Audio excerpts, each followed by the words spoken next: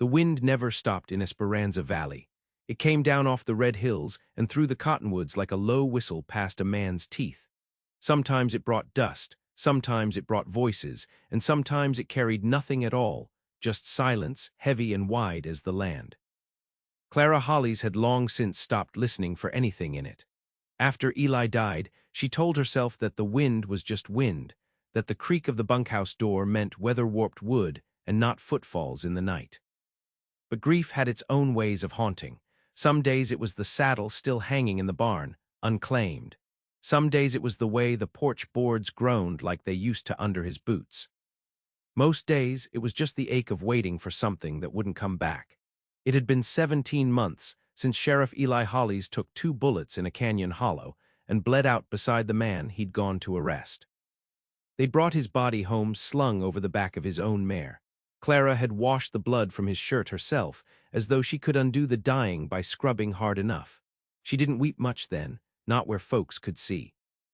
Now she lived alone on the edge of town, keeping the ranch Eli built and the memories that wouldn't stop burning.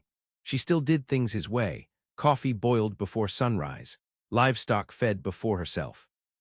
Colt revolver cleaned every 3rd day whether it had been fired or not. She taught herself to patch fences and shoot straight, to tan a hide and doctor a wound, because a woman alone on the edge of wild country couldn't afford the softness of waiting on help. It was just past the spring thaw when she first heard it, a sound small and wrong in the wide emptiness, thin as a thread pulled tight. The horses had been uneasy that morning, their ears twitching toward the old bunkhouse like something in the air had soured. At first she thought it might be coyotes again, drawn to the smell of feed or something rotting in the eaves. But what she heard as she crossed the yard wasn't a growl or a yip. It was crying, a baby. She stopped cold beneath the awning, breath caught like a burr in her throat.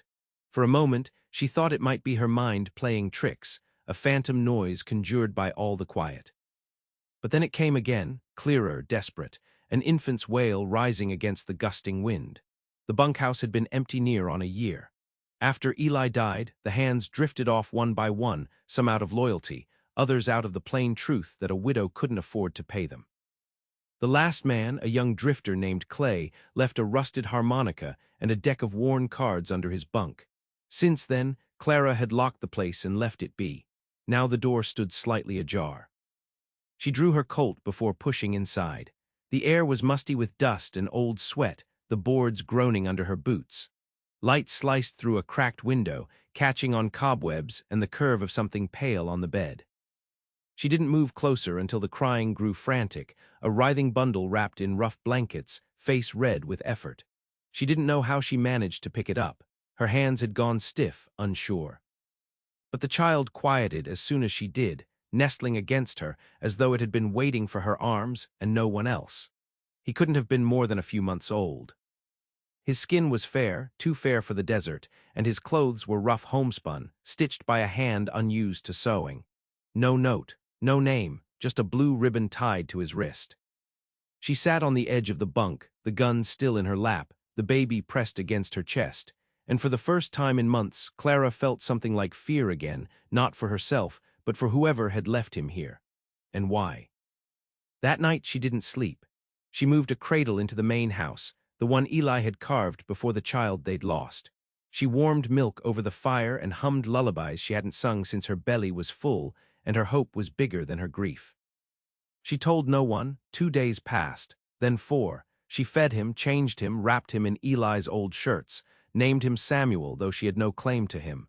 On the 5th day, the stranger came. She saw him first as a dark smear on the horizon, where the trail wound in from the hills. Tall in the saddle, coat long, his horse cutting an easy pace. He didn't look like a lawman. He didn't look like a drifter either. Something about his posture unsettled her, too straight, too sure. As though he'd come for something and would not leave without it. She set Samuel in the cradle and slid the Colt into her belt. The wind kicked up again, dry and whispering. By the time he rode into the yard, she was standing on the porch, watching him through narrowed eyes. He dismounted with a quiet grace, dusting off his gloves before removing his hat. "Ma'am," he said. She didn't answer. "I'm looking for a child." Her jaw clenched. "There's no children here."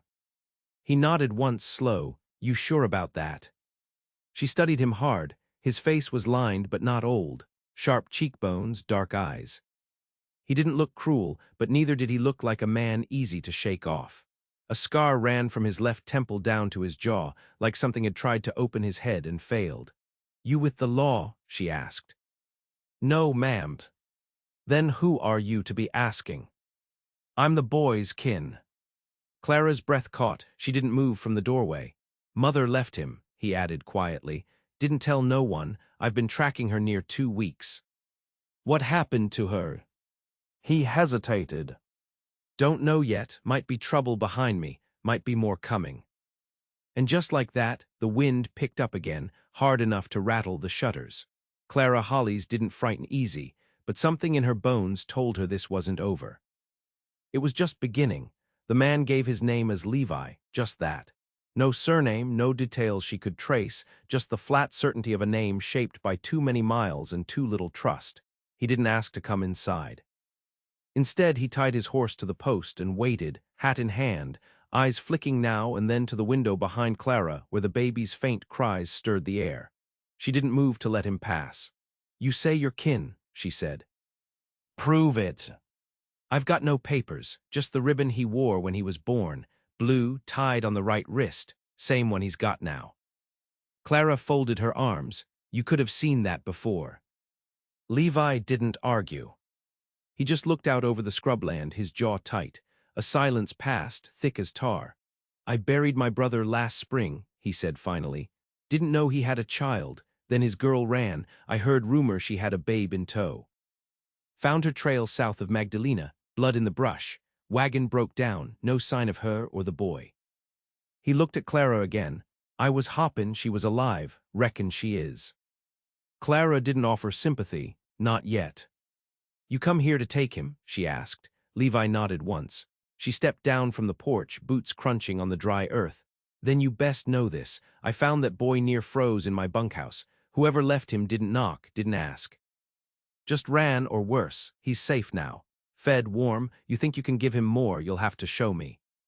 Something passed between them then, sharp as the wind that tugged at the hem of her dress. A reckoning. Levi didn't flinch. I don't aim to snatch him, he said, but he's blood. I can't leave him behind. Blood don't mean a damn thing if a man can't carry it right. They stared each other down until Samuel's wail broke the standoff. Levi's gaze shifted, and in that instant Clara saw it, the crack beneath the calm. He looked like a man who'd carried too much too long, not dangerous, just worn thin by the road and whatever ghosts had chased him this far. She turned without another word and went inside. Samuel was fussing in his cradle, arms flailing. Clara lifted him with practiced ease, held him close until the cries softened to hiccups. She didn't look up when Levi's shadow crossed the threshold. He stood just inside the door, hands still at his sides, watching her with the quiet awe of someone witnessing something sacred. He looks strong, he said. He's hungry, Clara replied. Hand me the tin on the stove. He obeyed without hesitation, and she took the warmed milk, testing it against her wrist before easing the bottle to Samuel's lips. Levi watched every movement. You got children of your own. I did. He didn't ask more, and she didn't offer. The silence between them settled heavy and still. After Samuel slept again, Clara laid him down and sat across from Levi in the small kitchen, where the fire cast long shadows and the air smelled faintly of sage and wood smoke. She poured 2 mugs of coffee, bitter and black. No one spoke for a long while. I was a soldier once, Levi said quietly. After that, I drifted, took jobs where I could. My brother was all I had left. Now it's just the boy. Clara sipped her coffee. You think you can raise a baby on the trail? I think he deserves someone who knows where he came from. And I think he deserves someone who'll stay put. He looked down at his hands. Scarred knuckles, calloused fingers, not a farmer's hands but not a killer's either. What are you saying? He asked. I'm saying we don't know each other. You show up saying you're kin, but for all I know, you could be running too. Maybe you found his mother. Maybe you're the trouble behind her. Levi stood then, slow, like he expected a fight. If you think that, you ought to shoot me now and be done with it. Clara didn't move. If I thought it, I would have. The fire crackled. Wind scratched at the shutters. Stay the night, she said finally. Sleep in the bunkhouse. In the morning we'll talk more. Levi hesitated, then nodded. She handed him a blanket and watched him cross the yard under a sky sharp with stars. Only when his boots faded down the path did she let herself breathe deep.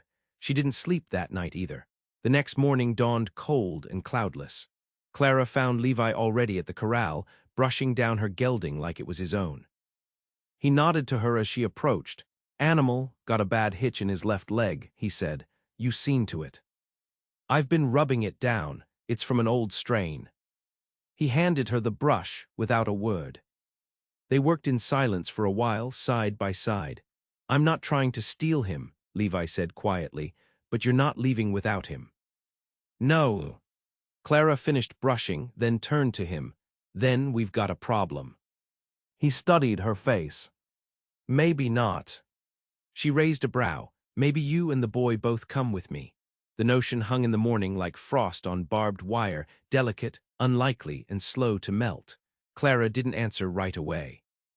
She stood with her hand on the gelding's withers, watching Levi as though he'd turned strange before her eyes. Travel together. She hadn't been more than a day's ride from the ranch in over a year. The idea prickled at her skin. "I'm not some stray you can fold into your life," she said, not harsh but steady. Levi's mouth twitched like he almost smiled. "Didn't say you were, just saying maybe you don't have to be rooted to this place to keep the boy safe." She stepped back, brushing dust from her skirt. "That baby don't know if he's on the moon or in a mine shaft, but he knows my smell, my voice, and I know what he needs." Levi nodded, slow and thoughtful. "So do I." The morning passed with a kind of wary truce. Levi chopped wood without being asked. He drew water from the well, fed the chickens, mended a broken fence rail with a quiet competence that didn't boast. Clara watched him from the kitchen window while Samuel napped in his cradle, chest rising and falling like the slow tide of something still new to the world. She didn't trust Levi, not yet, but she couldn't deny the way he moved, as if usefulness was its own apology. Later that day, she saddled up to ride into town. Dry goods were low, and she needed to send word to the Reverend about the upcoming service for Mrs. Donnelly. When she hesitated over leaving the baby, Levi offered to stay behind without being asked. "I won't take him," he said. "You know that by now." She studied him a long moment, then nodded once. "I'll be back by sundown. If he so much as sniffles, you come fetch me." He dipped his head in agreement. Esperanza hadn't changed. Still dust and gossip and old men sleeping on porches. At the mercantile, Clara kept her head down and her voice clipped.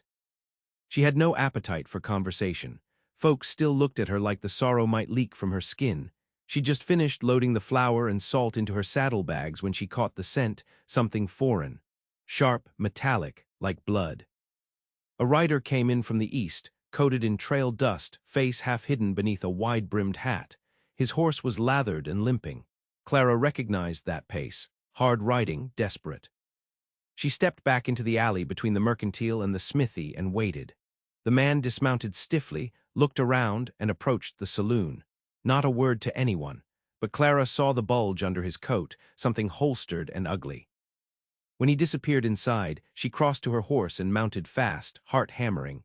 Trouble had followed. By the time she reached the ranch, the sun was dipping low and red behind the hills.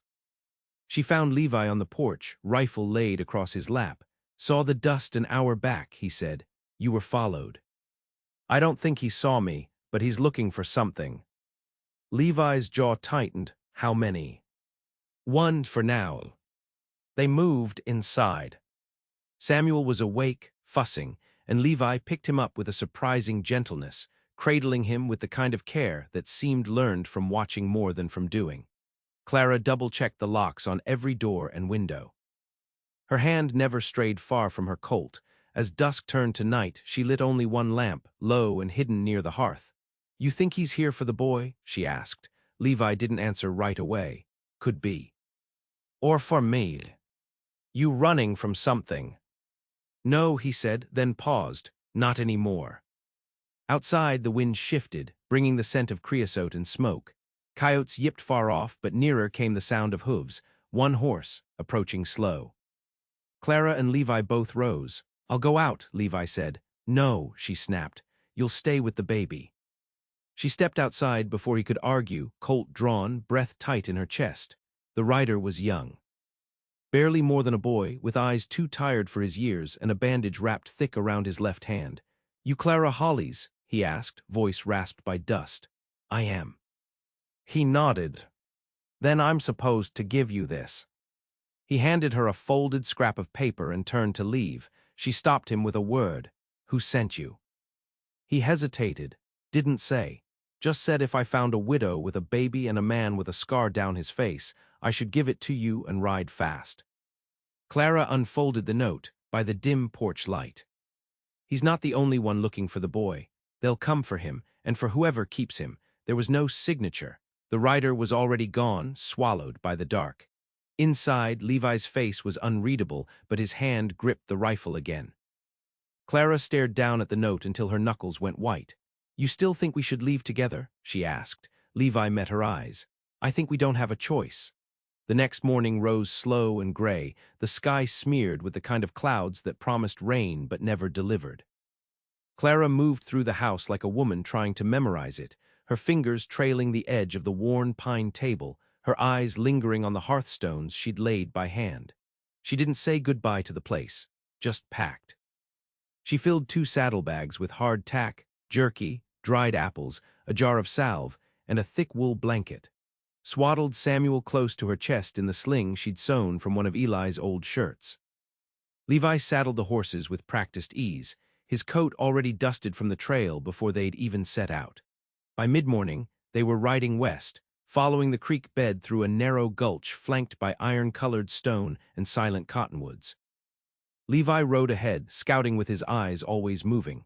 Clara stayed close behind, Samuel curled against her heart. They didn't speak much. By the second day, the wind had shifted again. It came from the southeast now, sharp and mean, carrying grit that bit at their faces and left their mouths dry. The sky turned sallow, heavy with the weight of something just out of reach. At dusk, they made camp in a shallow ravine, half-sheltered by a stand of mesquite. Levi built a fire low and tight. Clara set Samuel down on a blanket, feeding him in the flickering orange light, while Levi kept watch, rifle across his knees. That night after the baby slept, she sat beside him. "You still haven't told me what you're running from," she said, voice low. Levi stared into the fire. "I was in Kansas 2 years back, caught work with a freight outfit. Ran a string of wagons up to Fort Riley. It was good work, honest. Then one night we stopped at a tavern, me and my brother, Saul." He paused, rubbed at his scar. "There was a fight, over cards, over nothing. Gun came out. Saul didn't make it, neither did the man who shot him." Clara didn't interrupt. Only trouble was that man had kin, and kin in those parts don't forgive easy. I've been running ever since. Saul's girl, the baby's mother. She left Kansas with the boy before they could come for her too. And now they've caught her scent, maybe mine, and maybe yours. The fire crackled. "You still want to keep running?" he asked. Clara stared into the flame. "I buried a husband and a child. I know what running costs, but I also know what dying costs." He looked at her then, and something passed between them again, quieter this time. A recognition. Not of survival, but of what survival leaves behind. In the morning, they rose before dawn. Samuel was quiet, his breath warm against Clara's collarbone. The world felt still in that pink, early hush, the kind of stillness that made a body forget there were men out there willing to kill over something as fragile as blood. But by midday, they found the first sign. A trail of hooves, too many to be wild, stamped into the soft edge of a creek crossing. Fresh, headed the same direction they were going. Levi crouched, hand pressed to the ground. 4 riders, he murmured. One heavy, maybe carrying gear, fast pace. They've gained on us. Clara's throat tightened. Can we lose them? He looked up, maybe, if we head off the main trail, but we'll be riding rough. She didn't hesitate. Then we ride. By the time the sun reached its zenith, they'd turned into the back country. No more trail, just scrub and dry hills and the aching weight of distance. The horses flagged, but they didn't stop. Levi moved like a man born to it, reading the land with a hunter's sense. Clara kept her body between Samuel and the wind. That night, they camped high on a rise, with nothing but brush for cover. Levi laid wire around the perimeter, an old trick he said he'd learned in the war. Clara fed Samuel and sang softly, not for him, but for herself, trying to remember the songs her mother used to hum over kneading bread and scrubbing blood from bandages. Levi sat near, watching the dark like it was speaking to him. "Did you ever think," he said quietly, "that maybe the only thing worse than being hunted is being alone with no one worth the chase?" Clara didn't answer. She just shifted closer. In the distance, an owl called. The wind smelled of cedar and the faint promise of rain. They slept in shifts that night. Before dawn, Clara woke to find Levi already on his feet, looking to the north. "There's smoke," he said, "other side of the ridge." She rose quickly, eyes scanning the horizon. He handed her Samuel, already wrapped and quiet. "We'll circle west," he said. "If we can find the old missionary road, it'll buy us time." "And if it does?" He looked at her, then at the baby. "Then we make our stand where we have to." The missionary road was more memory than path, a thin trace along a dry wash, marked only by the stubborn thorns that clung to its edge and the crumbled bones of wagon wheels half buried in silt. Levi led the way, one hand on his reins, the other resting near his rifle. Clara followed close behind, Samuel pressed snug against her in the sling, her eyes sharp as a hawk's. They rode through the heat and into the hush of twilight, where the world lost its edges and even the coyotes went quiet. Dust turned the sky to ash. They saw no sign of the riders that day, but the silence felt like the pause before a storm. Heavy, expectant, by the third night on the road, they'd reached a low canyon nestled between two broken mesas. Levi called it Widow's Hollow, a place he remembered from his drifting days, narrow enough to defend, wide enough to rest. They made camp near the dry spring. No fire, just bread and jerky eaten in the dark, their hands brushing as they passed the canteen. "Why'd you really leave the ranch?" he asked her then, voice nearly lost in the wind. Clara didn't answer at first. She rocked Samuel gently, watching the stars blink into view. "Because grief can turn a home into a grave," she said. He nodded slow. "I know the shape of that." They slept in a hollow beneath an overhang, backs pressed to the stone, Levi's rifle propped between them. At some point in the night, Clara woke with Samuel fussing, and Levi's hand was already there, steadying hers, helping to soothe the child. Morning broke red. Levi climbed the ridge before breakfast. When he returned, he didn't speak, just knelt to brush dust from Clara's boot and handed her a bullet he'd found near the rim. .44, he said. "Same kind that killed my brother." Clara turned the slug over in her palm. "They're close." He nodded. They broke camp in silence, rode hard. By midday, Clara spotted the black bird circling overhead, a lone vulture drifting on the thermals. A warning, then the echo of hooves behind them, faint, too faint for Samuel to notice, but Clara felt it in her teeth. They pushed west, leaving the missionary road for a cattle trail that curved toward the highlands, and then they saw it. Smoke, a fresh column rising ahead just where the hills began to break. Levi reined in, his face unreadable. "That's the convent," he said. "If we can reach it, they might shelter us." Clara frowned. "And if the riders are already there? Then we pray they're not men who'll raise a hand in God's shadow." They rode fast. The convent rose like a ghost from the dust, white adobe walls, high bell tower, and ironwood gates swung wide. A small group of nuns stood near the well, startled at the sight of the riders, but none ran. Clara dismounted first, cradling Samuel close as Levi lifted the bags from the saddle. An older woman stepped forward, dark robe, silver cross gleaming at her breast. Her eyes, steady and black, held a weight Clara recognized, a life of bearing more than she spoke. "We need sanctuary," Clara said. The nun nodded once. "Then you shall have it." They were given a cell near the chapel. Bare walls, straw mattress, quiet. Clara laid Samuel down and sat beside him. Levi crouched near the door. "I'll take first watch," he said. But the riders came sooner than nightfall. Clara was in the courtyard drawing water when the sound hit hooves fast and close. She dropped the pail and ran. Levi was already at the gates, rifle raised, the nuns herded inside the chapel. 3 riders dismounted. One stayed back, broad shoulders, dark hat pulled low, face pale and creased. The others looked like hired men, scarred, sunburned, smelling of blood and liquor. "You've got something belongs to me," the pale man called. Levi didn't answer. "I ain't here for the woman," the man added, voice low. "Just the child, and maybe you if you don't step aside." Clara stepped to Levi's side, revolver drawn. "The boy's not yours," she said. The man smiled, cold. "Ain't about blood, sweetheart, it's about debt. That girl ran with something that wasn't hers. You got him now, then the debt's yours." "What kind of man collects a debt from a child?" Levi growled. The man spat. "The kind who don't like being robbed." And then he drew. The shot missed wide. Levi's didn't. One of the riders went down hard, screaming. The rest of it came fast. Gunfire lit the dust. Clara moved without thinking, firing twice before ducking behind the adobe arch.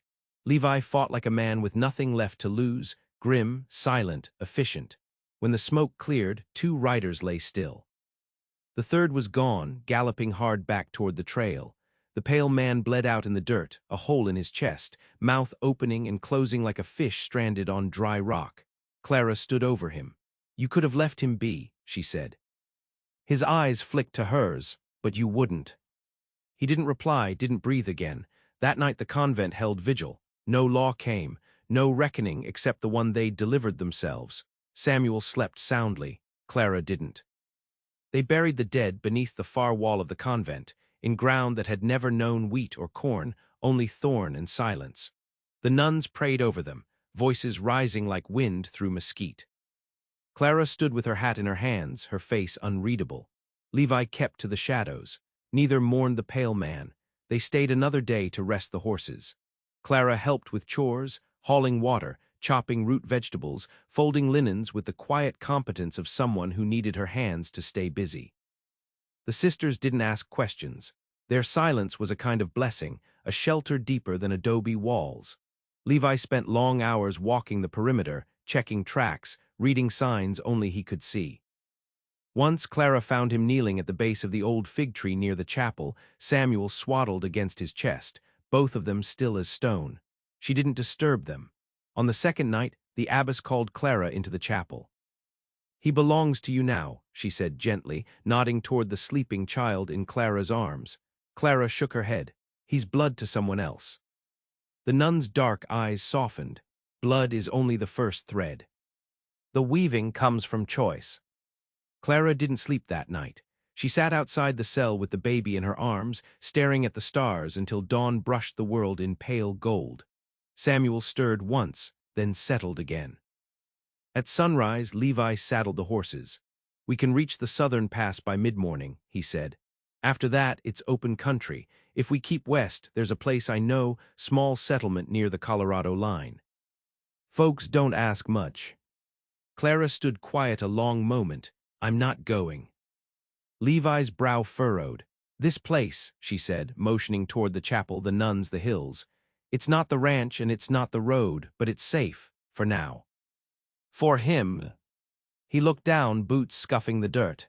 "You're sure?" "I am." Levi's jaw worked once. He turned to look at the horizon, then back at her. "And what about me?" Clara stepped closer, the baby between them.